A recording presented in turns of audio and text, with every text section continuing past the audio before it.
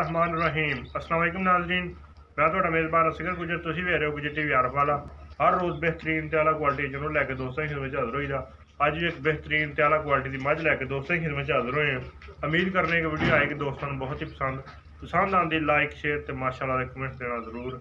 एक अगली वजह जी वीडियो विखाने वो भी माशाल्लाह खूबसूरत है। अज बहुत ही खूबसूरत मझ विखाने जिन्होंने दोस्तों ने साढ़ा चैनल नहीं किया सबसक्राइब ना यार चैनल को करना जरूर सबसक्राइब, नाल लगे बैल आइकन के बटन करना प्रेस ताकि हर आने वाली नवी वीडियो नोटिफिकेशन भरावां नूं मिल सके।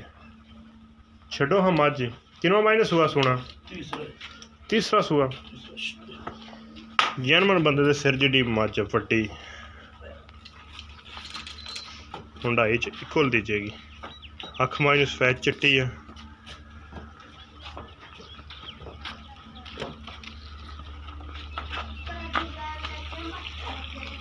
चंगे माशाल्लाह पुट्ठे चौड़े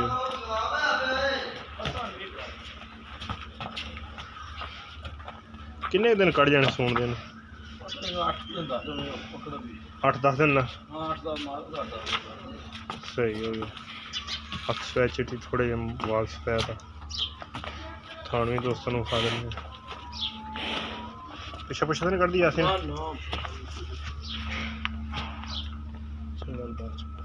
माशाल्लाह। मझ कच्ची है थोड़ी जी दिहाड़ी किन्ने कट जाने 10-15 दिन। अच्छा 8 दिन पक्की गारंटी है। तो दुध कितना करेगी आप अगे लाई है। बंदा झूठ नहीं बोलता ये हो गया सच बड़े बोलता। हाँ नहीं कितों तो छे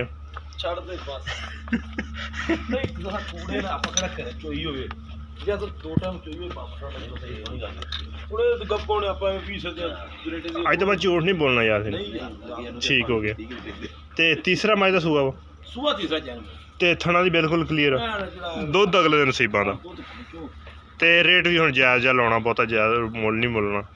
मंगण तू जिन्ने मर्जी मंगी रख, तू दस्सिया मैनूं भी रेट में बहुत मंगना की इहदा मुनासिब ते प्यारों बदला मुल 4,25,000।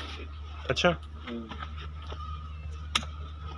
दिहाड़े मसलन किन्ने कट जूगी यार मालक दी 8 तो 10 दिन उन्हें पता नहीं दिन कटेगी 8 तो 10 तो निकल तो बिल्कुल साफ है। बड़ी वड्डी कद वाली मझ ते की इह च कमी पेशी भी कर यार कोई किन्ना क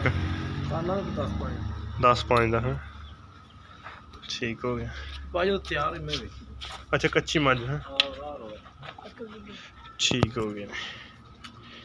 लो जी अगर नसीबां दोस्तों से फिर हुई तो फिर विखावांगे। एक बारी 4-5 रेट आ तो कमी पेशी भी करावांगे। एक अगली तो नवी बेहतरीन वीडियो फिर मिलांगे।